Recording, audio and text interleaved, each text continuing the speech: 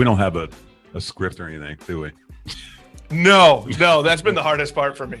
Is that you? It was how care. confused you looked when he said script was actually the most painful bit. Then. When he was like, we don't edit, we don't have a plan.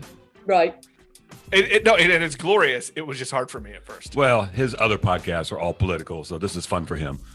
Yeah, this is the one where I get to drink and swear, so I'm happy. In fairness, how you're not drinking and swearing on your political podcast? that's before and after, just not during. Right, fine. You ready? We're already recording. I haven't even said anything about what we're doing. Should I do it? We didn't actually. We actually are supposed to have a little bit of a script. Well, I forgot about that part. For those who are listening already, because we'll probably have some of this before. It's Beers with Nigel, a show about beer and other stuff and other things, depending on who you ask. Today, or which T-shirt you're looking at. Yeah, true. Today, from across the pond, I don't even know how to describe her. She's a force of nature in the beer community. Melissa Cole, all the way from. Are you in London? I don't know. Are you? I am. Yeah, I'm in London. What part? Southwest London. And thank you for having me, and thank you for such a lovely intro. That's very sweet of you. We have to stop though. You paused so long. I was going. Oh my god. Well, again, there's no script. We did forget one important thing. We need to pay homage to our benefactors. Oh, we do have great and powerful. Yeah, we do have a sponsor. Dyer Oil Graphics. Beers with Nigel is poured for you by Dyer Oil Graphics, promotional products and design. They cover your brand bumper to bumper with graphic design, promo products, and print. See what Dyer Oil Graphics can build for you at dyeroil.com. They are your unique partners. Promotional items. They don't prefer, but they like to help breweries do their marketing. And I think like prefer that. Is it. Prefer? Look, if they can be your partner and drink your beer, will they work? They're very happy. Will they barter for a beer? That's the question. I'm not sure about that.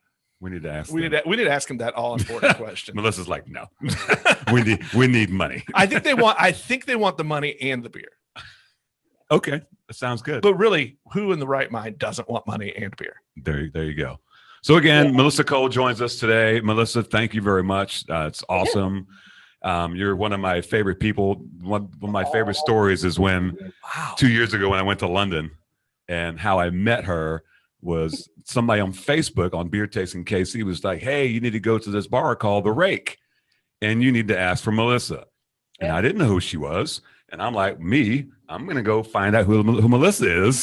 So I go to The Rake. Was it Brent or was it Boyce or was it Dana? I know. Anyway, yeah. I think it was Brent. I think it was Brent. Yeah. So I roll in there. I'm like, where's Melissa? And then we got to talking and we became fast friends, and they bought all my beers, and there was a beer release going on. And I met all these other brewers. It was amazing. And ever since then, I've just, extolled the virtue of who you are and what you do. So yeah, you did roll into town. Was that a collab release that I was doing? I think so. I think it was a beer you brewed with somebody. Was it the double one? I think so. Was it the one where I did? There was it was a Cornish brewery and a West Country brewery. Yeah. Yes. That was a great, because I had a film crew and everything with me. If you remember that. Yeah. That he must have been just going, who is this? She's got a fucking film crew that follows her around. It was my mate Darren. It made sense to me. So there was that. You're lucky Hugh didn't have a camera going too. So that is true. I do have a lovely picture of your hand putting one of the local breweries here. There's a sticker on the pole in The Rake. I don't know if you remember that. What can I say? It's the closest you're going to get to me round a pole, to be honest with you. Nobody needs to see that. Could you have had a better homecoming? I mean, that was your first trip back in how many years? It's been 30-something years, so it was crazy. And it turned out, like I tell everybody, it turned out to be a beer trip, really. I drank more beer. What trip that you take does not turn out to be a beer trip? I mean, that's fair. What's the point in knowing all these people in the industry who know other people in the industry who know other people in the industry if you don't, go and meet people all over the world? Yeah, exactly. So if people were going to ask who's Melissa Cole, how would you describe yourself? I guess beer writer, journalist, professional troublemaker. That goes with journalists, I think. I mean, speaking one to another. Yeah, pretty much. Yeah. Yeah, I get I mean, that's what I do. I sort of fell into this. Actually, I'm going to need a drink for this. You're going to need a drink to listen to this. So there you go. So I'm drinking. I've just literally just had this delivered. Actually, because when the door buzzer goes at sort of 7:30 at night, your heart kind of goes. But as it turns out, it was a beer delivery, which is very sweet. And this is really exciting because this is a collab between a brewery called Exhale up in Walthamstow in North London and Renegade Urban Winery. So this is their Bacchus Pills. So this has been, pretty sure it's been aged over skins.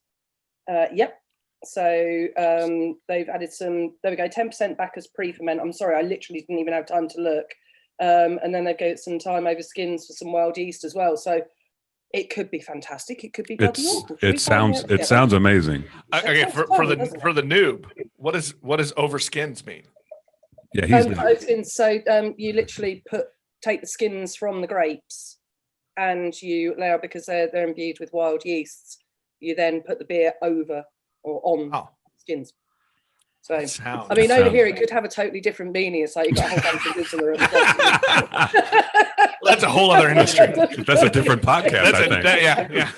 Yeah. It's a skin contact. Not just good for babies, also good for wine. Right. I think somebody just made that. Smells delicious. Yeah, I can. Yeah, just the head on that looks good. How is it? Oh, strong work, lads. Nice. You get both. That you do get that sort of grapey, sort of almost verjuice kind of thing, as well as some of that sort of very slight tannic. It's just a tiniest bit of funk, but you can still taste all the pills are underneath it as well. That is good. That's very cool. That's awesome. Yeah, I'd do a pills like that. A champagne flute, you could feel really fancy. Hey, it's all about being fancy, you know. Yeah, they're so tiny. Hey, so take us back. You have a varied career. How the hell did you get into beer? What was your introduction to beer?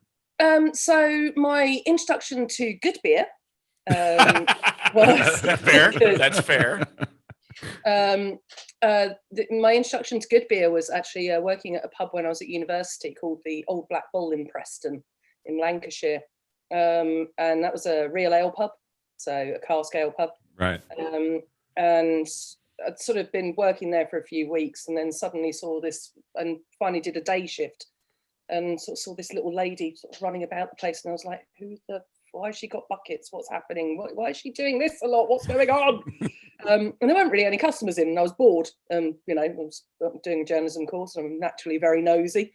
So I asked her who she was, and she said, I'm Pam. And I was like, oh my God, you're Pam. I've heard all about you. I didn't think you existed. And so, I heard all about you from Stan, who was a big front of house scouser. People from Liverpool, if that needs a translation for that, big mullet and huge sovereign rings and gold bracelets and terrible shirts, and that sounds like Liverpool, actually. Yeah, and so I'm very proud Evertonian, so I was really intrigued. So I said, "What are you doing?" And she said, "Well, I'm changing the beers." She said, "I look after the cellar." I said, "Oh right, okay, cool. What does that mean?" So then she showed me what it was to tap and vent and all this sort of stuff. And then she said, and then the good bit, you go upstairs to try some. Would you like to try some? It's like, in my brain was going, I'm a student. Of course I want free booze. And she handed me this sort of really, really like winter sunshine pale beer with this beautiful white frothy head. And I sipped it and my world changed. My world absolutely fundamentally changed. It's like, what is that? Right. And, that's a beer called Rooster's Cream. It's from the wrong side of the Pennines, so the wrong side of the foothills of Lancashire and Yorkshire. So it's from Yorkshire, so wrong side of the Pennines for her. But it's truly astonishingly beautiful beer. I just suddenly got this like huge fruity explosion of kind of like things like lychees and raspberries and grapefruit, and I was like, what the fuck is happening? Beer is brown and flat and right, pots and dogs and what? And and then that was my eyes open. So I left the old Black Bull with two things. One of which was my love of beer, and the other one is the love of my life. I married their youngest son. Oh, Wow. Mr. Melissa. wow. His mum and dad his mum in particular introduced me to beer. Nice. Does he like beer? Yes. Okay, good. I think that's a good question. I mean, because It is a good question. It is a yeah. good question. And you know what? I actually don't get asked it very often. Because I think people automatically assume that because he's the bloke in the relationship, he'll like beer. So yeah. Yeah, So, our last guest, he brews beer, likes beer. His wife doesn't drink beer. So, it's totally possible. Not everybody likes beer. Yeah, for sure. But so that's that. So then I cast around for a job, ended up working in the temping department of the pub trade newspaper. And I kept on sidling up to the editor every time he went out to have a cigarette, telling him I had a degree in journalism. I've got a degree in journalism, So I thought, Jesus Christ, can I be a journalist and write about pubs and booze? Was that your master plan to do that, to write about it? No, it came as a total shock to me. Nobody told me about this on my degree. God damn them. I remember it passing through that this was actually the second oldest newspaper in the country, but obviously they were more focused on the oldest newspaper in the country, so for you to learn about. And also you kind of think, well, that probably doesn't exist anymore, a newspaper which the profits of which are designed to help the sick, poor, infirm, and in trouble of the licensed trade. And it turns out, yes, actually it was. So I joined the then twice a week licensee and morning advertiser as a reporter, because another reporter went to cover a conference, never came back, and allegedly was found held up with a stripper in the deepest arse end of North Wales. That's a great story. And what was the name of this publication again? It was then called the Licensee and Morning Advertiser. Appetizer. That's Advertiser. Oh, I thought it said appetizer. I was like, advertiser. That'd be a great name for a publication. I'm gonna change the name of mine. The Appetizer. Hang on, I've got an idea. So once you started doing that, they were like, how'd you get to start writing about beer? How'd that happen? Well, it was part of the job in terms of, but you were looking at it from a B2B perspective. So you were very much looking into the business of beer more than you were looking into the, gastronomic values or whatever you want to call it. So really what we were doing is that we were really deep diving into things like, so at the time, not very long after I joined actually, what was then called Interbrew bought up Whitbread, the brewing side of Whitbread. Mm-hmm. Interbrew became InBev. Right. InBev became AB InBev. Right. And they also made a very quick swoop for Bass at the same time as well. So they were huge stories, enormous stories, really consuming, because what happened was that we suddenly saw the dismantlement of a huge amount of the vertically integrated businesses that we had over here. So that was big brewery brands owning big pub estates. And also in the case of Whitbread, for example, coffee chains and leisure centres and hotels and all sorts. So huge. I mean, absolutely monolithic. And suddenly they just went, do you know what? This beer business, it doesn't make us enough money, and it's a bit of a pain in the arse. We've got logistics and ingredients and shareholders. So they flogged it.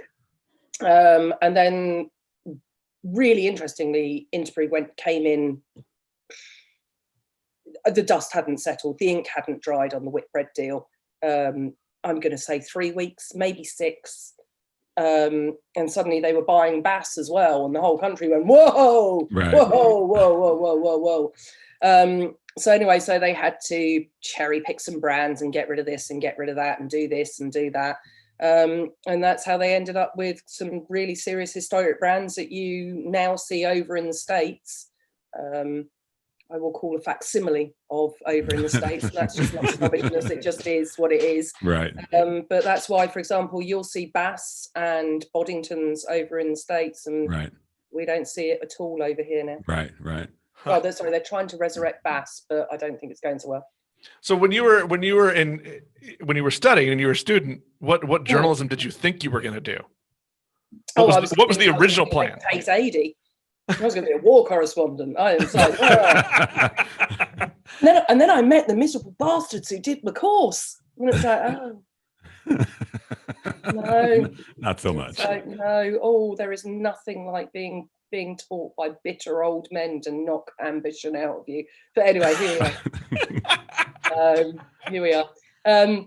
Yeah, I mean, I've always I did both print and broadcast, and I still love both mediums. I still do quite a bit of work across radio mostly, and do some TV every so often. But yeah, it's one of the things I love. It's the in-person. I think the things that I've done all the way through my education and also what I do personally. So I've played musical instruments, I've played in concerts, I've been in debate societies, I've done theatre. I grew up doing dance and gymnastics and all that kind of stuff. So I'm very comfortable in front of an audience and doing talks and getting real interaction is really my favorite thing. That's interesting. I think I probably could have boiled that down to. Well, I told you she was a force of nature. She does all the things. That's interesting to me because, look, I'm an old print guy and I had great disdain for everything broadcast till about 4 years ago when I started podcasting. And I'm a former broadcast guy, and I had disdain for the print people, so it worked out well. That's why we're together. That's why it's a good friend. But I realized I had to learn a whole new style of interviewing when I started doing this. Yeah, like it's a different process to get a story out of somebody. The parallel processing you have to do when you're broadcasting is something that really you can change your print head over, because in reality all it is it's filing copy in a really noisy newsroom, right? Which is every newsroom. It's also why I have the worst language ever. That's what makes you love it. Yeah, the language. Yeah, you go to say "fuck you" across the room at somebody and nobody thinks anything of it is great. It's just you've just got to switch your mind to right. Okay, I can hear what's going on. I know that he's just shouted, "I've got 400 words less than I thought I had." Right. Okay, I need to slash burn this. I need to do that. Oh, okay, I need to pick up that phone to make sure that I get that photograph. I'm still typing. I'm, picture desk is shouting that they haven't got something, and whatever it is, all of that parallel processing that you can still do, and your fingers are still filing copy and writing that story, is what you have to do. You just have to. I miss that. You just have to. So you just. I miss the smell of paper and ink. It's you just have to switch that to. Okay, particularly if you've got somebody in your ear as well at the same time. Right. That you just have to switch that to actually you can parallel process that. You have that skill. Otherwise, you would have gone bonkers in a newsroom. You just need to find out how to then parallel process that for the broadcast side, and that's the bit. And also, keep all of this. That's what you don't have to worry about when you're in print. Look, this is made for print. I'm okay with that. This is made for radio. I just feel that everybody has those skills who have worked in a newsroom, but you do need to kind of understand that actually they're both incredibly difficult jobs. Yeah. And it's just that unless you've done both of them, it's very difficult to understand the other. Yeah. It's time for mystery beer. One of the things we do on this show, we have this golf bag that might have been stolen from a golf course. Procured. We'd like to use that word. So, Nick being fairly new to beer, I like to surprise him with. Oh, okay. This could be fun. I liked beer. I just never cared. Yeah. So mystery beer. So, we keep it classy, brown paper bag, and he gets to open it and tell us what it is and gets to pour. So while I'm doing this, in the UK. You what? The brown paper bag thing, just not a thing in the UK. Yeah. We should export back to you. While I'm doing this, do you want to tell Junior what we're drinking right now? Oh yeah, So Junior is our guest, and needs to know what we're drinking. We're drinking. So here in Kansas City, there's 2 female-owned breweries. One is Service. Courtney Service is awesome. She does these great stouts. This is a oatmeal imperial porter, cinnamon roll. So it's pretty tasty. So Junior, that's what we're drinking. You're gonna have to get that. You can get this beer, Junior. You cannot get Melissa's beer. Sorry, Junior. So that's what we're drinking right now. What'd you pop open there, sir? What did I pulled out here? Good luck with that, because that picked the can. The label is. There is a. Yeah, you need readers to read that shit. I got my glasses on. It's so tiny. That is churros con leche. They don't care for you, It's a milk stout with cinnamon sticks and coffee. Okay, so rolling with the theme this evening, then, fellas. Right. And because we know that there are people that care, John Bedoin. It's 7%. Okay, and what's the brewery? Oh, better light here. Churros con leche is the name of the beer, but I don't know. The brewery are they on here somewhere? Yeah, it's the M somewhere. A King Kona confection. We'll put it in the description. What the hell? Oh, there it is. Wait a minute. Even smaller print is the brand name. The smallest print on the can is the brand. Good branding. We're gonna have to have a course in branding later. Yeah, I think so. Oh, you know what they should. You know what they should call? What's that? Dire Oil Graphics. Yeah, that's what they should do. Mart's Community Brewing. Mart's Community Brewing. There you go. Right. I could literally spend this entire podcast talking to you about branding. And I'm sorry, XL. I love you. I love you. I love you. You're wonderful. But where do I see your brand on the front? Yeah. Right. Yeah. Yeah. So you went from. In COVID times, who wants everybody to be opening up and going, "Oh, who's that from?" Yeah. But, I don't want to do it anyway, but yeah, I think the fancy label thing is caught on kind of like wine. Sometimes you might just pick a beer just based on the label, kind of like you might do that with a wine. Oh, look at that cool label. I'm gonna go cry. It might be shit, but it had a cool label. I will say this though, with the craft beer world, most of the time, the cool labels have been good beer. Yeah. Yeah. What say you, Melissa? no. No, she's disagreeing with me. I just realized, sorry, my mum was messaging me. Hello, mother. Like, Mum, you're recording a podcast, shut up. Which I wouldn't dare, she'd kill me. Listen, it's absolutely horses for courses, right? You can have some of the most killer branding in the world, but frankly, if your beer's shit, your beer's shit. Yeah. I mean, yes, it will attract the hype kids, and yes, it will do this, and yes, it will do that, but it is not a lasting strategy. We've seen that time and time and time again. Building a strong core range is probably about 75% of the successful paths. There aren't a lot of, the reason why people kind of go to the Trilliums and the Tree Houses and all these sorts of guys is that, no, they don't necessarily need a core That's range. A lot of cinnamon. But is that a little bit? Are we tingling? That's a lot of cinnamon. I don't really get cinnamon out of it, really. What is it? Is it supposed to be a milk stout? Mm-hmm. I think it's a churros thing, isn't it? Yeah. It's going to have cinnamon, probably. Yeah. I can't say I'm a fan of it. It's all right. It's all right. Look. It's a pastry. 19 episodes in, we've had a lot of different beers. That's true, but I feel like I've got a halfway decent palate, and it's not bad. It just didn't do anything like, that's. Cinnamon's difficult. Yes. Cinnamon is really, really difficult. Yes. Whether you're cooking or whatever, you can go too far very easily with cinnamon. I was really, I got super nerdy in Beer Kitchen about the difference between Ceylon cinnamon and Cassia cinnamon.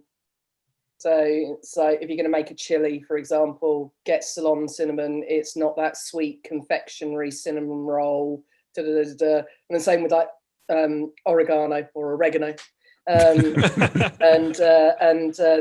sort of standard European oregano and Mexican oregano. are two totally different plants. Right. They're not actually particularly interchangeable. But, you know, so these sorts of things is that I think a lot of people who brew with spices and herbs and things like that. That's herbs with an H, by the way. I'll tell you a story about that in a minute. Why I always do that. I don't think they actually. I don't think they understand what a lot of the time what they're actually dealing with in the first place. And I think that if you are going to brew with spices and herbs, I think you should actually cook with them extensively first, because you get an understanding of where their degradation level is, where actually they come up, whether it's, and also do your research. Are their oils, are they alcohol soluble? Are they water soluble? Do they need heat? Do they need basically the same processes as hops? Do they need an isomerization process? You know, look into the actual, in the same way you'd look into the science of your hops, look into the science of your spices. And for starters, you don't piss so much money up the fucking wall. And B, you get a better result. So win-win. So you hopped into the beer game, but you're also into the cooking game. You obviously decided I wanted to brew beer as well. Were you cooking before that, and did that translate to when it was time to brew beer, or how'd that work? Yeah, very much so. Yeah. Well, actually, it was a couple of different things, really. So going from just a trade writer and somebody who was entirely self-taught, up until I thought I probably should get some sort of qualification. I did my certified Cicerone 4 years ago, maybe 5 years ago, something like that. I thought, it'd be nice to have a qualification, wouldn't it? Let's do that. Oh, that's like a lot of hard work, can't be asked. So yeah, I mean, it's really good. It is really, really good, but it's a lot of, I hate exams. I've always hated exams. Exams bore me to tears. I just want to get in and get my hands dirty and learn that way. So right. I think it's a fantastic system. I really do. I highly recommend it to everybody, but it's just not for me. I'm not an exam person. And besides, I just have too many things going on all the time. Just sit down and going, right, I'm going to take 5 hours out of my week to right. So, which is actually why I admire people. I really admire people who do. So yeah, I just thought, do you know what? I need to understand this better. So I was very self-taught. So I'm a massive bookworm. I will grab hold of anything that I can get hold of. I mean, literally sitting in front of me is everything from hops, yeast, water, malt, to 3 Sheets to the Wind, to The Complete Joy of Home Brewing, tasting beer. You know, this is all up there in front of me and in my office and. So, you know, and I just absorbed it all. And then I thought, well, there's just things that I just don't understand. A lot of that is because I have dyscalculia. So I have the numeric version dyslexia. So it makes it really, really difficult for that in particular. I find things like OG and PG and all the things that you talk about, and all those sorts of things, and what you lose in temperature and what you gain in temperature. What I needed to do was to repeatedly get my hands dirty, right, in order to actually understand them in a practical sense. And then when the brain farts happen with the dyscalculia and then the panic sets in and the embarrassment that comes with it, you know, it's an easy way. It's a coping mechanism, but it's also an understanding, and it's how I learn things. So going and brewing, and then I realized actually I loved it. I absolutely loved it. And I thought, well, do you know what? Actually, I think I can bring some.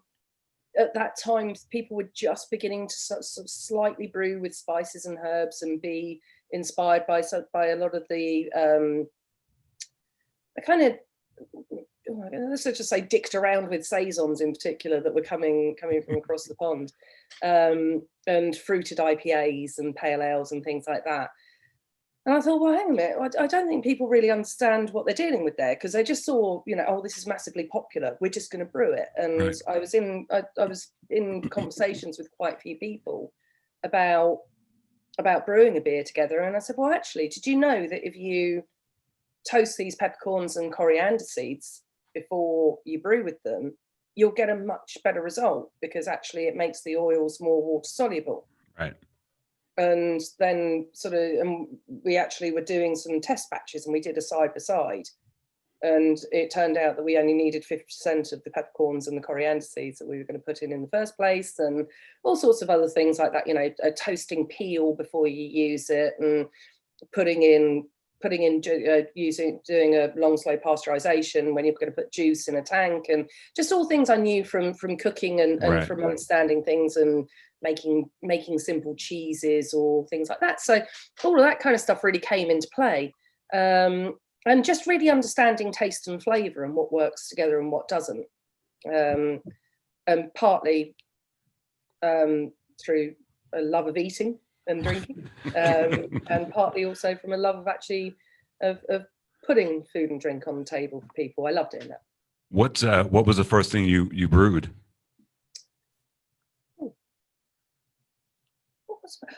It was It was. I was for a minute there. God, Jesus Christ. That's it. Dementia's setting in. It was a bit. Actually, I was very lucky with the first people that I brewed with. Although one of the brewers might argue about that. I brewed at Thornbridge, which is a very, very famous craft brewery in the UK. Some people would say definitely. Well, I'd agree with them. It's definitely one of the OGs here of really making an impact. So Jaipur is their IPA. Jaipur is kind of like the godfather of things like Brewdog and all the other big sort of American style beers that came out of the UK. They in turn were inspired by a guy called Dave Wickett, who had a brewery, sadly passed away now, a brewery called Kellam Island, which is still going, which is actually my second Epiphany beer, Kellam Island Pale Rider. And he in turn also was mates with a guy called Sean Franklin, who actually made the beer that was my original Epiphany beer, the Rooster's Cream. So I brewed for those guys. It was a very low ABV cask beer, blondish, very simple. The hops that we use don't exist anymore. They were a hedgerow experimental. I mean, we sold, it was a 3.7% blondish pale ale. We sold a cask of it in something like 13 minutes or something like that. It went down a storm, mostly because I was shitting myself and I asked all my mates to come to the launch. But yes, I mean, and I learned straight away, because actually the brewer, because the guys knew I didn't know what I was doing. And I thought I was going to brew a pale ale, and I didn't recognise what a grist was properly, and even though I'd read about it. Again, my brain operates better by learning, by getting hands-on, by doing it. I didn't really know what I was doing, so it wasn't perfect, it wasn't hideous, but I was also very conscious that because I'd already had to have lots of fights as a woman trying to establish herself as a beer writer in the UK, because there weren't any women beer writers in the UK at the time. I was probably a little over defensive and over prickly at the time, which is understandable, but did end up in a couple of very funny things, and this was particularly one of them. So my first brew day, and it's mashing out time, so it's the big physical bit, right? Because obviously what they'd done is they'd set the mill the night before, so there'd been no lugging of the malt sacks previously. So I was like, right, and Matt, God bless him, the big, very big unit brewer, very, very tall bloke, very broad, burly as hell. And it's like, no, it's really difficult to get up there. It's like, I'm fine, I will get, it's fine. And then I sort of looked at everything and just went, this is all Heath Robinson shit, isn't it? I mean, you have to bear in mind that Thornbridge is actually the original brewery, was built in an outhouse of an old stately home which had gone private. So this place is nuts, right? This place, this is all cobbled together and things. It's really weird. It's got like state of the art laboratory equipment, rickety ass brew kit, amazing fermenters. It's just like big statues and ponds everywhere, acres of ground. Oh, look, there's a deer.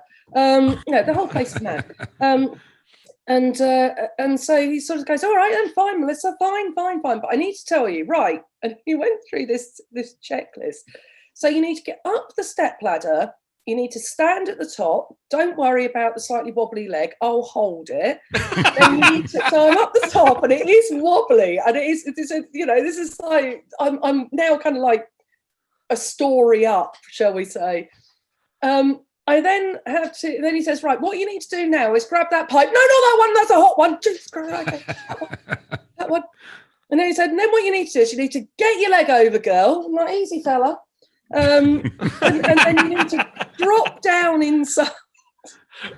I feel like I'm getting ready to watch Strange Brew again. Oh God. So anyway, so then I tried with absolutely no understanding of the fact that I really should have made sure that I had like really long wellies on, not shorter wellies, and Yeah. I got boots full of hot malt, and I'm determined not to make a peep. And anyway, so Matt opens the manway, and all I can see is it looks like he's put a malt sack all the way over the manway, and I've got the shovel in my hand. And this is like one of those big snow shovels. This is not a mucking about shovel. This is a big snow. So of course I'm determined that I'm not going to keep him hanging around any longer than he needs to be, and because we're coming up to lunchtime now. It's important. Somebody's gone down the local bakery to get the sandwiches. So I start shoveling. I'm just like boom, boom, boom, boom, boom, boom, boom, and suddenly I hear ow, ow, ow, ow, ow, ow, ow, and I was like, what is good? So I stopped shoveling. I'm going to do that whole over the top of the mash tun. Oh, that bag I thought was covering the whole of the manway. No. It was covering half the manway, and then there was Matt's face. Oh, no. I'd Successful brew day there. 4 big, enormous snow shovels of hot malt right into that poor bastard's face. That's awesome. I'm sure he remembers that as well as you do. He may message me every year on its anniversary. Hey, remember that time? Remember that time when you tried to give me 3rd-degree burns in my face? Hey, tell us about you're obviously an accomplished author. Tell us about your books. Oh, I know you have several books that are out there. I do. I mean, I've got a pile of them somewhere. I'm sure I'm at some point or another. I keep on going, I must position these properly. Yeah, I'm terrible at my own PR. It's a journalist thing, though, isn't it? Yes. It is, isn't it? It totally is. We do not want to have to tell people about our own success. No. They should know, but we don't want to tell them. No, well, yes, absolutely. Well, duh. They should just know. See my fucking byline on these. Anyway, I was deflecting. So first book, let me tell you about beer. Still immensely proud of that. I think it's 8 or 9 years old now. I wanted to write a real, genuine primer for people who wanted to learn in a way that wasn't jargony. My most enormous, I want to kill you frustration throughout all of my trying to learn for myself and penetrate the world of beer writing. Also, I'm sure exactly a lot of the things that people find with wine is that it is so jargon ridden and we don't even call it out. I'm still calling brewers out these days. I'm still like, seriously, guys, what does hoppy and malty mean? Fair. Go on. That's fair. Yeah. Tell me, I dare you, I double dare you, motherfucker. You tell me exactly, right, pin down exactly what that means. Yeah. Because for starters, I mean, the hoppy thing really drives me up the wall. Why? Separately, at the same time, give me one word, each of you. When I say 1, 2, 3, go, I want you to give me one word that you think of when somebody says hoppy. 1, 2, 3, go. Bitter. Yeah, bitter. That's exactly where I was. So going. You were supposed to say it at the same time, and that's the thing. I was trying to figure out how am I going to say it? Oh my God, the beer guy's going to say something, and then I don't want to say something. Normally I'd say that's true, but I'm not worried about looking bad around Nigel. Yeah, but seriously, so you're saying bitter. Do you know what? If you say to somebody that that's a really hoppy IPA, they'll go, "Yeah, mate, it's real hoppy." Yeah. The other word that came to mind was citrusy. Citrusy. There we go. So what about Centennial? That's effectively all geraniums and roses and geraniums. Now I have no idea what you're talking about. Yeah, exactly. So, but there we go. But Centennial hop, like one of the C's, one of the classic American hops that people will just go Centennial, it's packed full of rosy geranium notes. You have things now that smell like cat piss. Frankly, let's not kid ourselves. I like cat. You've got things that smell like Sauvignon Blanc. Mm-hmm. You've got hops that smell like Sauvignon Blanc. The minute you think that dumbing it down is giving people touchstones, like a raspberry, like a cherry lambic tastes like those sweets you had when you were a kid. Do you guys get cherry drops over there? I guess Lifesavers or yeah, stuff like that. The minute you don't feel that you can turn around and just go, that's got just a touch of a cherry Lifesaver. If you think that that's somehow like demeaning to your product, you're not. You're just a patronizing son of a bitch to your audience. Well, that's what I think. You said dumbing down. Is it really dumbing down, or I look at it more as kind of it's dudes. It's around here we say old white men trying to sound better or smarter than they actually are. What is it? I mean, is that the beer way of mansplaining? On some level, I think that is actually. We'll be here for I'm gonna sit down with my legs spread wide and tell you, little lady, why this beer tastes hoppy. Did you just literally brace yourself for a moment there? Because that was quite entertaining. That was a real physical fart she's going in. Hey, I'm trying to explain the mansplaining. Nigel, did you not explain the scary British woman was coming on as a guest? I never described you as scary, so there's that. I think you might have said very British. Actually, I'm not. I am, and I'm not. I have no basis to know even what that means. There you go. So, what are the other books? Give us the other books. So then I had a break. And then I got approached by my current publishing company, who I love. And we wrote the little book of craft beer. And that was a little thinking, oh, actually, I do have one of those in front of me. There we go. Hold on a second. So, yeah, there we are. So, little book of craft beer. Cool. It's actually, I think we've run 4 or 5 print runs of this, and I think it's kind of done its turn. There's still plenty. I know there's still plenty in the US. And what we wanted to do was really make it fun, but not, again, not dumbing down. There was, there are raw ingredients. There's beer and food matching tenets. Kept really snappy. And as you can see, it's quite pretty. It's got lots of lovely, beautiful illustrations inside of it, and it's got nice, bright colours and things like that. But also, what we wanted to do was do some stuff like that. So, nice.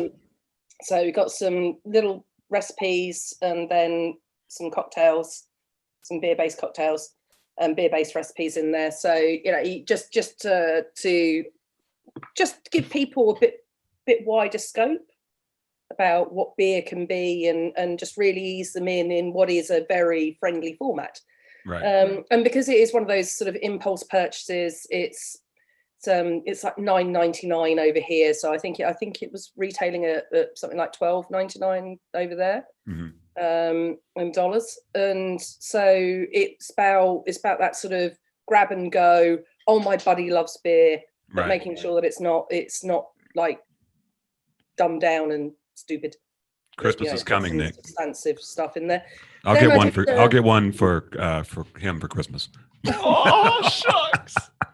And I'm not going to get you a thing. That's fine. you know he's actually just contacting my publishers to get the free one. And then I wrote the Beer Kitchen, which was the hardest thing I think I've ever done. So writing a cookbook is not easy at all.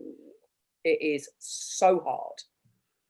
I'm not a professional chef. I'm a home cook. I mean, I've been doing this for years. I've been doing cooking with beer demos for years, but it doesn't compare to the attention to detail and the crushing realization of how many errors you've missed in your own book. It makes the only thing that's ever come close is sending a whole magazine to bed and realizing that I'd misspelled the biggest word in the headline. I'm curious that you say it's so hard. Because I feel like everybody says I want to write a cookbook, right? I don't think they realize how hard it is. And then a long time ago, I used to do a food column. Right. And it is hard. And that's something too, like, in the back of your head, that's the one thing more than any other thing of writing I didn't want to screw up, because you knew what was coming if you messed up. Oh yeah, they come for you. They come for you hard. It's like moving the crossword in your local paper. The bunnies. Don't move the bunnies. It's but no, I mean, unbelievably, I'm so proud of what I've done. I think I approached it from a very scientific sort of bent, again, talking about sort of things I was talking about. So how do I, if I'm going to use beer in cooking, how do I reverse engineer the brewing process in order to make sure that I'm using the right beer, if that makes sense. So for example, one of the things I think people don't think about enough when they're making a stout, for example, like a not traditional stout. I'm sorry, Nigel. I can't do the expressive burp thing. I know it's hard. We're taught not to do it, so that's fine. We knew you did. So I am doing the. Good job. Good job. I just think that I reverse engineered it. I was looking about where beer could actually be useful, genuinely useful in a recipe, as opposed to just a gimmick. I'd rather people drank a beer rather than just poured it in a dish for no result. Right. And I was genuinely to the heart. God, my husband deserves any number of medals, but particularly for this one, I was convinced that using a specific beer in the soaking of chickpeas to make properly good falafel would really make a big difference to the end result. So because I was that determined to be really, really rigorous about it, I went in with 14 different beers and water as the control. Master chef. The things we'll do to try to make sure we're right. That's exactly what it is. Fuck you, buddy. You can come out. I can show you my workings. I've got documentation. So yeah, I have the receipts and the near divorce to prove it. So we did that. I will literally never forget the little voice that just went, "Can we stop having falafel for a while, please?" But by that point, we had narrowed it down to 3 different beers and water. So he was allowed to relax with a falafel-shaped tummy, giant falafel-shaped tummy. But after the first time, I think in 2 years, about 6 months ago, he went, "Can we have falafel, please?" Was you sure? Anyway, Belgian wheat beer is the answer. I got to go to the store. I got to buy 15 beers. I'll be back. Speaking of beer, Nick, it's time for another mystery beer. So, Melissa, when you started writing about beer, in England, and being a woman, was there some? I'm guessing. I'm going to require alcohol and nicotine for this one. Carry on. Okay, right on. What are you drinking, by the way? Sorry. Funny enough, as we come full circle to talk about when I started, this was the kind of this style was probably the kind of stuff that I wasn't enjoying. So this is Marble Brewery, which is a Manchester brewery, again a real OG craft brewery in the UK, which has gone through a real genesis of kind of being very localized and now being very loved all over the UK. So this is actually an ESB, Nice. which I Very know, nice. which I know normally elicits nice, very I can- nice. From I can tell what brewery it is. And if, ESBs, I mean, it's just one of those classics. If, they're good. Yeah. Unless they're not good. Fuller's is obviously They're always good Unless they're they're not. not. Fuller's was the Genesis. I would put very strong money that possibly they're using Fuller's yeast in this. Okay. I would guess. So, What you got there, Nick? I'm sure I should have checked with Joe in fairness first, but I just got this today as well. So it was in a box for a charity beer festival that I'm doing a cheese tasting for on Friday night. So excited. Is it a virtual cheese tasting? Yeah. Is it a virtual cheese tasting? No, it's a virtual beer tasting for a charity Okay, beer festival. gotcha. So very cool.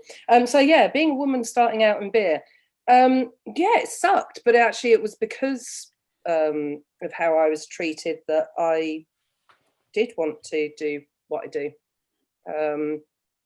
I was judging a beer competition, and when I was working on the pub trade paper, which I appreciate doesn't make me qualified in any way, shape or form, but I'd done 4 or 5 and I'd been always sort of successively asked back to do them. And actually the guy who had normally been the person who'd been asked had just turned around and said, listen, I'm in my 60s. I haven't got half the palate she has. Let her go and do all of these things, which was really sweet of him. And he was lovely. And I have no idea whether he's still alive or not. He kind of dropped off the face of the earth. He was a real mentor of mine, a guy called Mike Bennett. And so I was doing these beer competitions and I was really picking things up, but obviously I didn't know the technical terms because I was 18 months into doing this job and I hadn't really needed to learn all the brewing stuff yet. So I just literally, it was the opening beer of a day's judging, and we'd gone straight into specialities, and it was one beer. And I just immediately went, oh my God, that absolutely reeks of rhubarb. I mean, that's really strong. It smells of rhubarb. And the 4 old dudes on the table went, oh, like real fucking Statler and Waldorf kind of stuff. Going, oh. And I was like, what? It reeks of rhubarb. How can you not smell the rhubarb? Oh, women thinking this is wine. You need to go back to your fair, darling, your fates, your winter warmers. Anyway, it went on all day, and I got to the point where I was like, right, okay, I'm either in the wrong job here, because I was really thinking, do you know what, this is going to be it. This is what I want. Oh, damn, that's good. Good work, lads. And I just went, well, I need to know what this beer is. I need to know what this beer is. Otherwise, I can't judge myself I can't rate myself against my own performance. And so I went to the organizer. He bought the beer out because it wasn't going to progress anywhere because, Statler Waldorf and the other cretin had decided to laugh it off the table. And it was actually a beer called Ruddle's Rhubarb. Ah. So yeah, anyway, so from there on in, I sort of went, do you know what? The way that they spoke to me, they used patronizing, misogynistic language. It was clear that nobody else in the room was going to stand up for me. It was clearly a boys' club. And then when I looked round, I was not only at that time the youngest easily by 20 years. There was a room full of 50 people and I was one of 2 women. Yeah. And I genuinely at that point went, fuck this. Right. No, I'm not going to have, I don't want other people to feel like that. I don't want just these assholes to be the voice of the industry, where I was meeting women who were always pushing themselves to the back because they were just like, oh, I'm just the owner's wife. It's like, well, what do you do? I do the sales, I do the marketing, I do the this, I do the that. Oh, and every so often I jump in and do some of the brewing. It's like, well, you're not just the owner's wife, are you? Right. Has that ratio changed? Yeah. Over the years? Oh yeah, huge. Do Do you know what? One of the things that I know, and it still doesn't sit comfortably with me, but it's something that I force myself to do. One of the things we're worst at as women is to acknowledge our achievements. And I can absolutely tell you that I know that having been told to my face by, I don't know, 30, 40, 50 young early 30s and below women in the industry, they wouldn't be here if they hadn't read one of my books, been to one of my talks, seen my stance on social media of absolutely fuck you and your sexism and your racism and your bullshit, fuck you, that doesn't fly. You get no pass from me. You do not. I don't care who you are.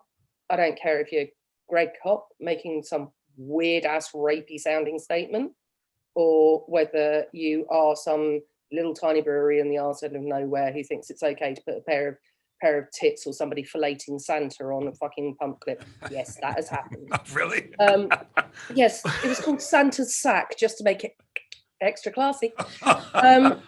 Bloody hell. Yeah, no, you don't get a buy on treating women like that. You don't get a buy on talking about the difference in palates, and you don't get a buy on using women like pit lane girls, which, by the way, F1 has actually done away with because,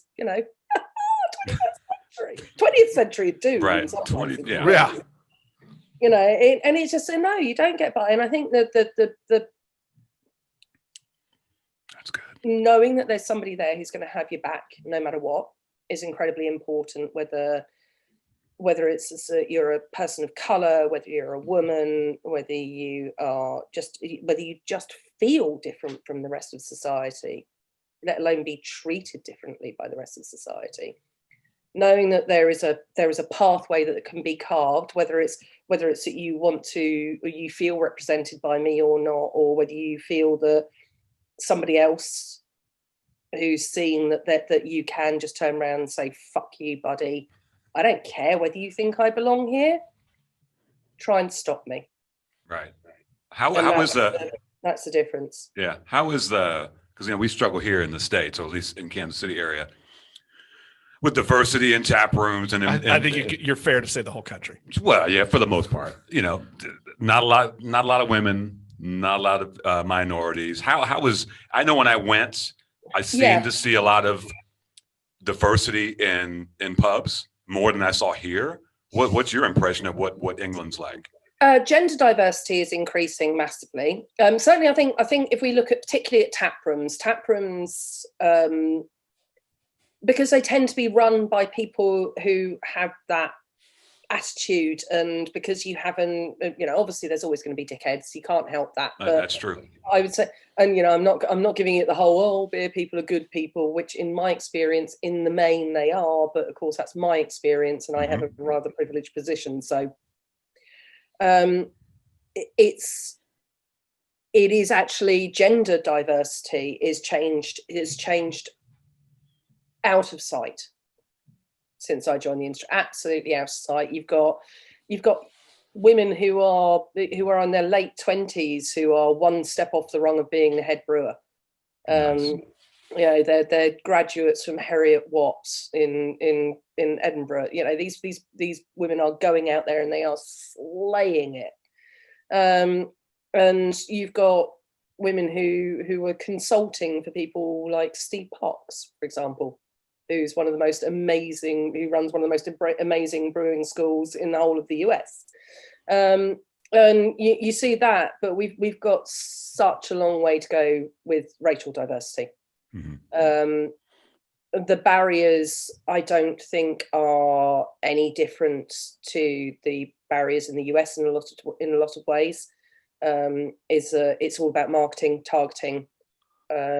In the same way that the door was closed to women for so many decades, of the beer was all about the boys, and the ladies went off and had the spritzes, and girls' night out and boys' night out, and that whole kind of generations trying to find their own way of not immediately settling down, having children, and marketeers very, very cleverly exploiting that.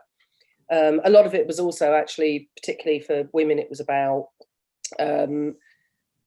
when the roles went back to traditional kind of stay-at-home mum and working dad, there was a real pushback on sharing spaces that were traditionally male, particularly when women started having their own financial independence, and that caused a lot of problems. And I think that's the other problem as well, is that, you know, there's the old adage, isn't it? It's not a fucking pie. If somebody has a bit of it, the pie just gets bigger. They don't take your fucking slice. Right. It's just a bigger pie. Right. And that's, diversity is not a zero-sum game. No, it's not. No, and also it's not. There are. I think if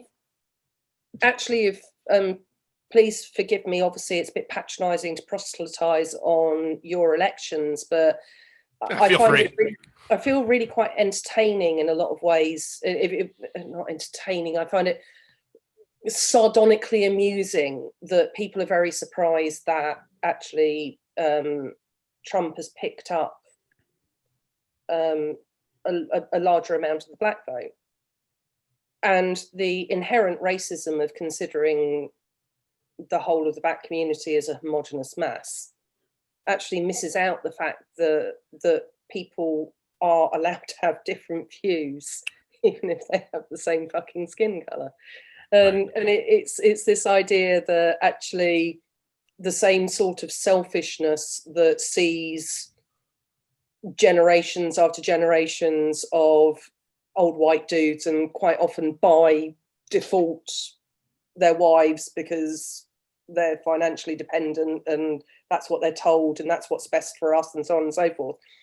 If you think that pulling up the ladder behind you is a solely white male thing, A, you've clearly never worked with women, and B, you are just saying that actually being a selfish prick is a solely white thing. And actually, I let the entire human fucking race allow themselves to be selfish pricks. And because actually, do you know what? When you're successful, and that's the thing, is the great thing and the great part of the American dream is, isn't it? You're all supposed to be allowed to be successful. Right. Well, it should also allow you to actually say, fuck you, this guy's going to be better for me not paying tax. Fair. And with the generations of Black Americans who have become extremely successful over particularly the last 2 to 3 generations. Right. We're only about 2 generations in of Black American millionaires, right? I mean, if that. Is that about 2? What are we calling a generation? That's a good question. Well, that's tough to describe, right? Because if you say 100 years is a generation, then 25 years is the normal. Is that 25 years for a generation? Okay, I was thinking the 50 to 80 range, but okay. I'm thinking 100. So I'm thinking that's why I said 2 to 3, because I know the dyscalculia is bad, but like me math dumb. But yeah, me math very dumb. So, you know, I think that the idea, and again, there's this whole homogenous mass of this idea that marketing to people as a whole now is really very much going out of the window. And it's why, for example, the amazing work that Craft Culture is doing, and other folks who are just, you know, really embedded in saying, do you know what? We're just going to take the beer, right? Sponsor us. We're just going to give us the cases. We're going to go out. We're going to throw parties. We're going to meet people where they live. Yep. And that's one of the most important things that I've had real conversations with people about, who have been opening venues in places which they're just going, oh, but it's going to be gentrified. It's like, yeah. Yeah. There's that, right? You know, that basically just means shitting on the poor people around you, no matter what race or gender or whatever socioeconomic class they are. Well, the socioeconomic class can get a shit on is the one below you. Right. So the basis of all racism is always economics, right? Yeah, it's always I got mine. Fuck you. Yeah. So even if you did the work for you to get yours, even if I did the work for you to get yours, it's still yours. Right. But I mean, that's the reality of it, right? Oh, no shit. Yeah. I mean, for all of the wonderful things we can say about capitalism and making the country that we have, no, you got to fuck somebody to. You got to fuck somebody to get it, and Or over, fuck them over, not fuck them. You know what I'm saying? Okay, fair. I see your face. Have you seen the wife in the White House? Anyway. By the way, she's clearly becoming one of my favorites. Yes. What are we drinking, Nick? Before we move on, This is Toppling Goliath Brewing Company, Scorpius Morchella. is it Oh, double It's IPA? a double IPA, Yeah, it's in Nebraska, I think. and it's really good. Yeah, it's really Yeah. good. And after that overly cinnamon, it's very refreshing. Yeah, after the cinnamon, we ran away from that shit. So it wasn't bad. It just wasn't for me. I think that's the best way to put it. Well, I think, to be honest, if you want to drink a churros, then Yeah. So They've done a good I want to talk about how you became a cicerone and that process. But before we get to that, I kind of want to. I'm interested, really, just for my fucking benefit. You obviously have a really good palate, and I've been a judge and I find that we talked about your book, are you dumbing it down? What are you doing? People can be really snooty when it comes to judging beers. yeah, they shouldn't be at the fucking table. And I'm wondering, as you go in and you're tasting a beer, what's your process? Because again, you got the buzzwords. It's malty, it's hoppy, it's citrus. How do you go into it when you're like, I've got this beer. What the hell is it? Right, I go into it knowing that I have a slight weakness on sulfur. So How do you know? what I- How do you know that? Yeah. How is that? How do you become self-aware of the fact you have a weakness to sulfur? Because what I've done is I've done a full palette. What I've done is I've done a full spectrum of flavor training. Oh, okay. So because a lot of UK beers come with very heavy Burtonization, so very heavy gypsum, sulfurous notes to them. When you drink a lot of UK beers, and particularly cask beer, that can become quite prevalent. It can be actually quite unpleasant at times. There literally can be some that people go, "Oh, this is a great pint." It's like, dude, somebody's farted in my glass. Is that actually you do have a tolerance for it? And then, I know like head brewers of major multinational, enormous companies who are totally diacetyl blind. Right. I know some people who wouldn't be able to smell butyric, for example. One of the things that I've noticed big time, and actually this is what prompted me to do this full spectrum testing was I was judging with somebody I've known for years and years and years, and him and his partner had a newborn baby. And I had a beer that to me reeked of butyric, which is sick. Butyric acid is the acid in vomit. It's that one that, that god awful smell that you get off of pre-grated Parmesan cheese. Right. Yeah, that. We all know that smell. Yeah. So, but I guarantee if you put that anywhere near any of your friends who have just had a newborn baby, they'll just go, They've had to get used to it. So what you do is you understand A, what your weaknesses are, B, how potentially environmental weaknesses can creep in, and C, sometimes you just have to play ball. Sometimes you just have to realise that actually you're having a shitty off day, or all of your strengths are in play on a table and everybody's weaknesses are in play on a table.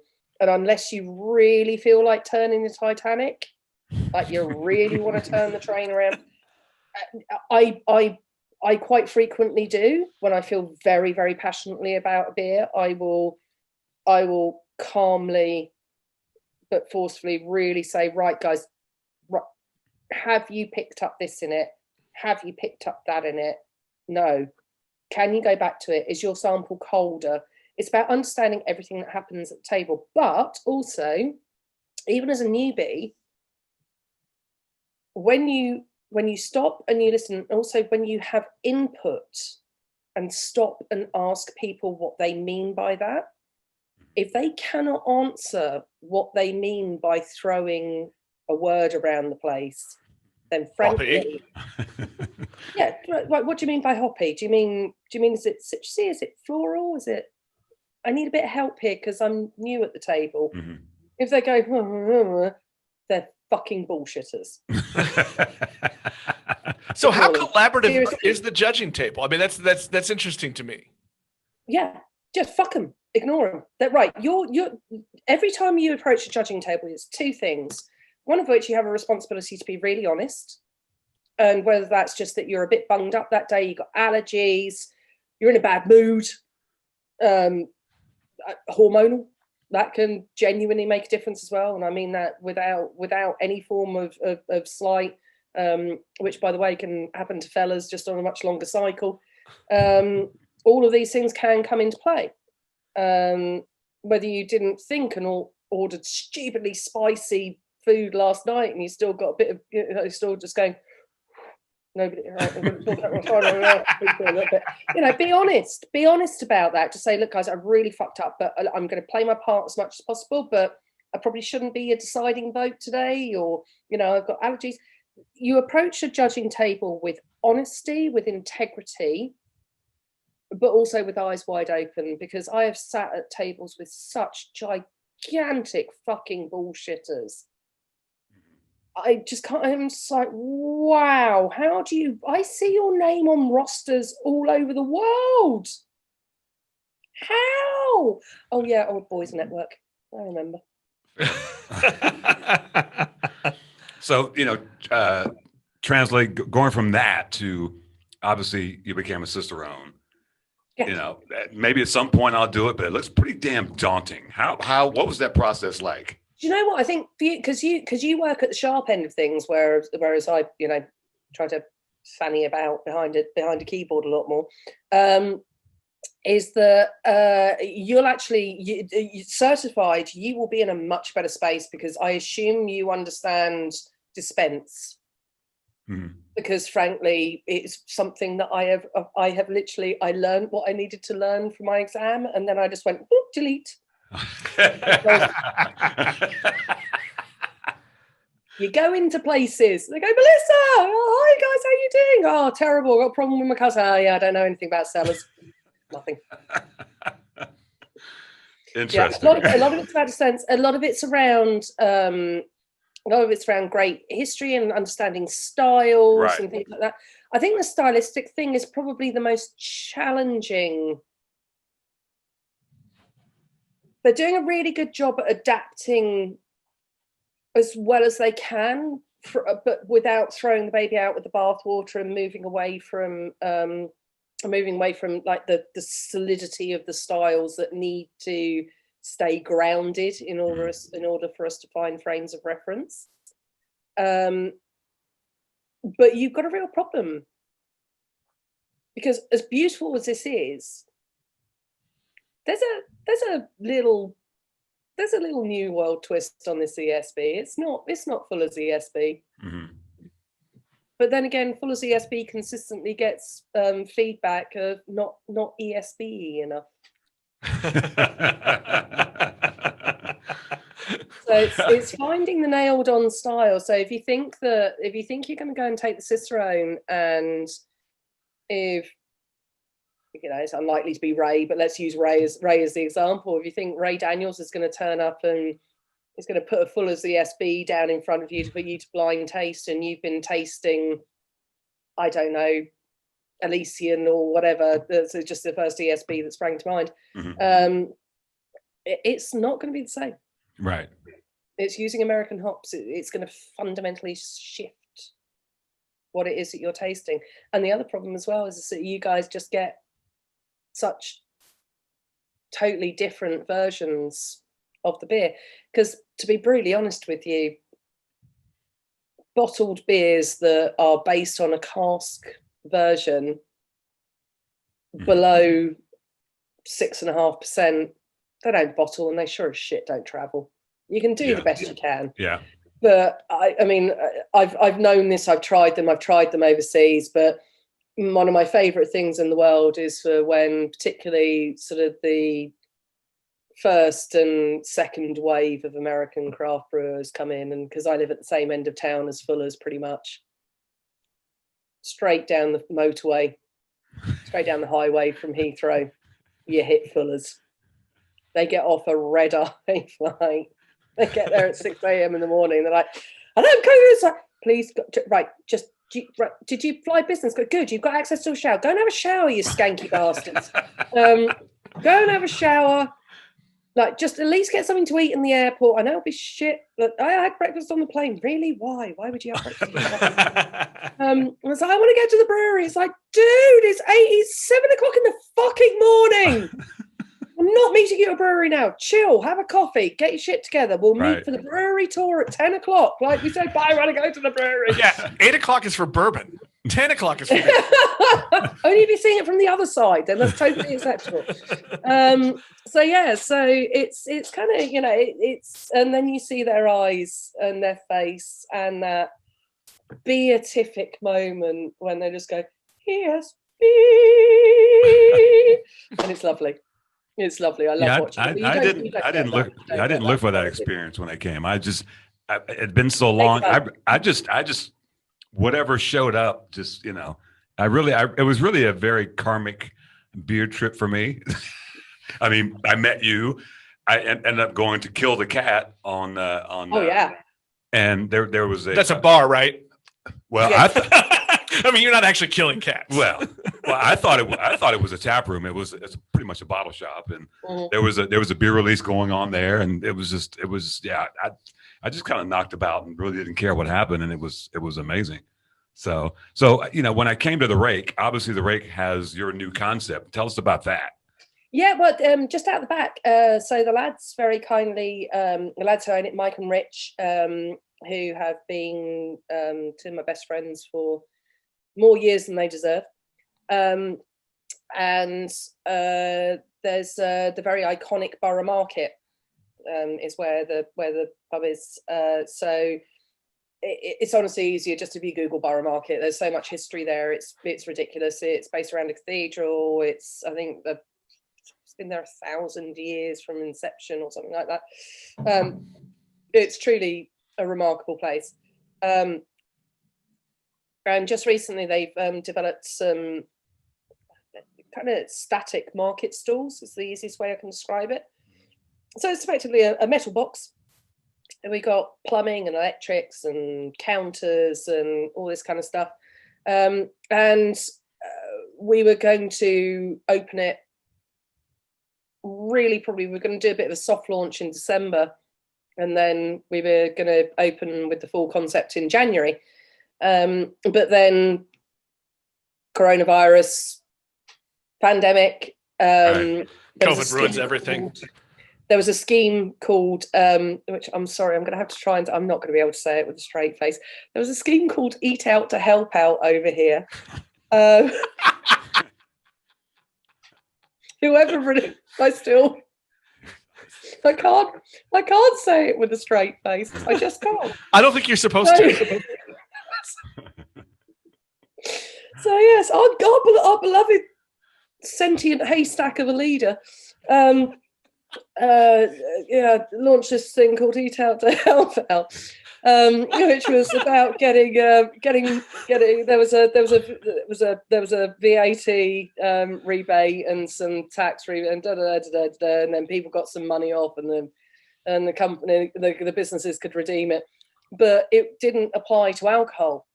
So any venue that was entirely, again, to Eat Out to Help Out, any venue that was entirely wet led was getting screwed. So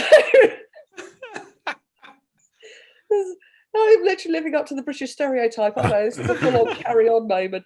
So don't worry, Benny Hill will appear any minute now in the background. So any wet led venues are absolutely getting fucked. So because the Rake is a beer bar, it's a craft beer bar. It's like it's most oak cuisine is a packet of Monster Munch. If you don't know what that is, look it up. And it comes in pickled onion flavour, okay, and roast beef. So it is a snack. And so I'm intrigued. They needed some enticement for people to come. So we sort of rushed the opening, and because it was end of September, beginning of October, we went with So a German theme, we were doing Oktoberfesty stuff. We were getting some amazing German craft beers in. Oh my God, they're expensive. And I mean, some of them are really good, but and you know, it just really, it was fun, but we sort of gone full bore at it. And then we sort of started doing sit down dinners, and we had things like Swabian noodles and big pretzels and dumplings and things like that. So that's been really, really good fun. This is all your menu? And yeah, no, it's not my menu. No, we got somebody in to do the food because You're like, well, the problem was that we didn't even have time to hire staff. It's like, we're opening. It's like, oh. That's probably not in the manual of how to open a successful restaurant. It's not really a restaurant. I mean, it's called Matchbox for a reason. it's tiny, like a pop-up. I should probably measure it. It's a table. It's like it can't be more than 6 meters by 6 meters. Yeah, I mean, it's not big. No. Well, actually, no. It's probably about 5 by 5. I reckon I could probably lie 2 of me down. By the way, I think. Yeah. Yeah, I'm about 1 meter 8 something. So yeah. It's tiny. But it's great. It's exciting. It's fun. Yeah. Some amazing staff. I've really lucked out with some staff. I've also obviously got, and it's not just me. It is guys at the Rake, and there's another kind of floating partner called Mark. And we've got the support of the German Deli, who have been amazing. We're just sort of just going, right, okay, right, that was crazy. Can we decorate things now? I mean, we literally put it's like, oh look, we've got pretty planters. Oh look, we're closing down next week. All sorts of things like that. It was, but because the last place went bust, they walked out leaving kind of like everything. Wow. We got kind of lucky in that way, in that all like the wooden cutlery was there, all the things and bits and pieces, and there were some pans and stuff there. Yeah, we were in good shape from minute one. And Borough Market is very much a community, and they're very supportive, and it's amazing. But it's still just like, what's going on? And then the first Saturday when we got really hit, I literally didn't know what had hit me. I had to run round, and again, thank God, because the guys own the bar. They've also got a beer stand.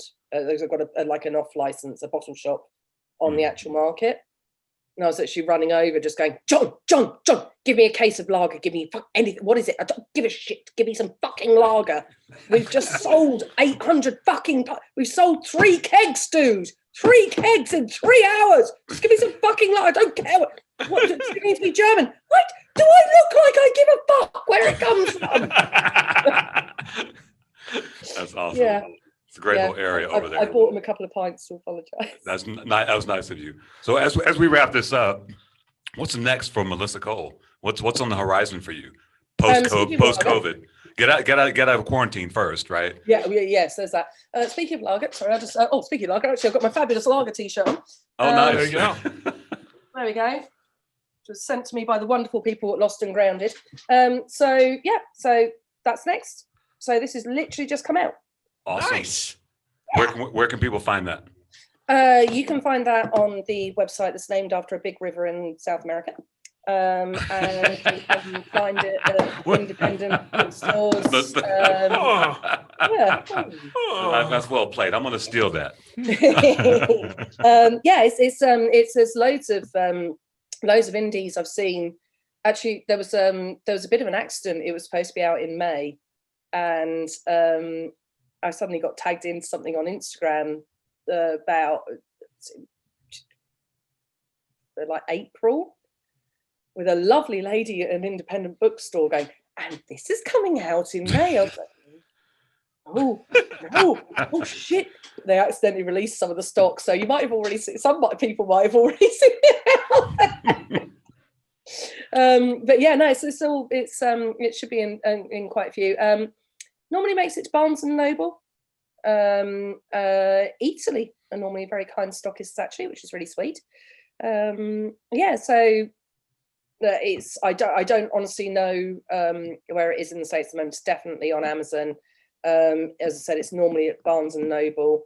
I know places like Book Bar and stuff like that normally stock my stuff in Denver and Colorado. KC, I'm afraid I don't know, but I'm sure I can find it. We have bookstores here, so we have Amazon here as well. And we also have the river of ordering. Yeah, well, I mean, obviously, I'd be if there's any indie bookshop owners listening, it's published by Hardy Grant. So obviously, the joy of having loads of amazing breweries in KC is also that hopefully you'll have a lot of beer lovers, and it might be worth stocking. So I'd much rather people went to an indie gap. Yeah. If people want to follow you on the social medias, how can they find you? Well, bon chance. It's at Melissa Cole on Twitter, and it's at Melissa Cole Beer on Facebook and Instagram. Nice. She's a great Twitter follow by the way. I'm getting that impression that this is going to be a fun follow for me to add. Where can they find us, Nick? You can find us on your favorite podcast apps. You can find us on Twitter at Beers with Nigel, on Facebook, Beers with Nigel. And we are brought to the good people by Dire Oil Graphics. Shout out to Dire Oil Graphics. Always. Oh, and a shout out to Junior. Yeah, we got your beers, man. Sorry, I did make clear that this was Marble ESB, right? Tell Junior hello. Hello, Junior. He's gonna be thrilled. You have no idea. Just made his 2020. Hey, listen. Do not take the bit. I've got some lovely, consistent, wonderful people who come to my talks, and I tell you what, when they don't turn up, you might just go, I'm gonna have to have the same old chat with so and so for this one. But you tell you what, you shit yourself when they're not there. It's easy to take the mickey, but I tell you what, it's that whole thing, isn't it? So you don't, if you're nice to people on the way up, they'll be kind to you on the way down. There you go. There we go. Melissa, thank you for coming on. It's been a pleasure and an honor. It's been an absolute hoot. I'm gonna make sure people know more about you, because there's probably some people who are clueless, and that's part of our podcast, is to educate people on what the hell's going on. That's my role. Clueless is my role. Okay, Mr. Clueless, right there. Okay, so when did you get the blonde wig? that was 20 years ago. I'm not waiting. I don't want to see that shit. Okay. Thursday nights. That's cool. Oh, sorry, Nick. Oh, damn it, that's weekend, Nick. Yeah. Hopefully, we didn't keep you up too late. We appreciate it. No, you're all good. Do you know what? I've had the most amazingly productive day. Well, that's good. It's been really good. I actually had a meeting with the electrician about fixing things. So. Thanks so much. I appreciate it. It was fun to meet you. Pleasure. I'll see you on Twitter, dear. Oh, bless you guys. Take care. Too. I can't wait to come to KC. I've got so many people to come and visit. Yeah, Woody Bonds. For God's sakes. Woody. Oh my God. How's he doing? He's well. Woody's well. He just hit 40. Did he? Yeah. Oh, he's a baby. I saw that on Facebook. I remember 40. It was awesome. Long time ago. It wasn't that long for me. I mean, for you. Yeah. For fine. You. It's not that long ago for me. All right, my dear. We'll see you. Thank you. Tell Mom hello. I will do. Thanks, fella. Bye. You take care now. Bye.